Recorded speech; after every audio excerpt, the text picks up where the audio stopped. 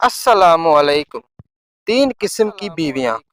منصور دوانیکی کے خلافت کے زمانے میں ایک آدمی نے فیصلہ کیا کہ جب تک 100 افراد سے مشورہ نہ کر لے شادی نہیں کرے گا۔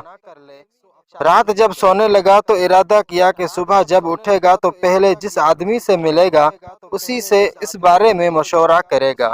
قسمت کا کرنا یہ ہوا کہ صبح جب پہلے شخص سے ملا تو وہ پاگل تھا، اس کے پیچھے بچے بھاگ رہے تھے۔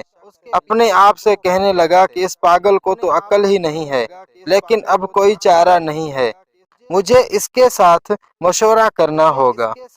اس پاگل نے جواب دیا، بیویاں اور تین قسم کی ہوتی ہیں، ایک تمہارے لیے ہے نہ کہ تم پر ہے، دوسری دائیں طرف ہے اور نہ ہی تم پر ہے، تیسری دائیں طرف ہے اور تم پر ہے، خیال کرو کہیں میرا گھوڑا تمہیں لات نہ مار دے۔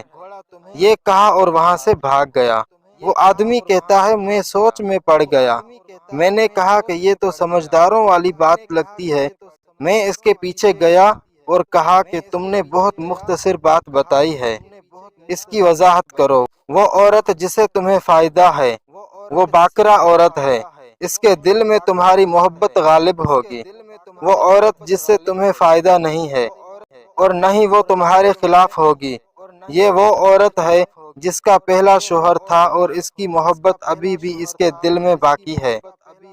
وہ عورت جس سے تمہیں کوئی فائدہ نہیں بلکہ تمہارے نقصان ہے، یہ وہ عورت ہے جس کے پہلے شوہر سے کوئی اولاد ہو اور وہ ہر وقت اس کے کاموں میں مصروف رہے، تمہارا سب مال اس پر خرچ کر دے، اور جب تم اس سے کوئی بات کہو تو وہ جواب میں کہے کہ وہ بہت ہی برا دن تھا جب مجھے تمہارے ساتھ باندھا دیا گیا۔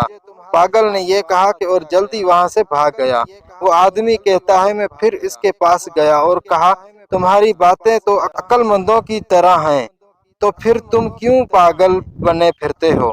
اس نے جواب دیا کہ خلیفہ چاہتا تھا کہ مجھے قاضی بنا دیا جائے، اس قضاوت سے بچنے کی خاطر میں لوگوں کے سامنے پاگل بن گیا ہوں۔ آپ کسی کے ساتھ اتنی زبردستی نہ کریں کہ وہ اپنی شناخت ہی کھو دے۔ تو انشاءاللہ نیکسٹ ویڈیو پہ ملاقات ہوگی، تب تک کے لیے دیجیے اجازت، اللہ حافظ۔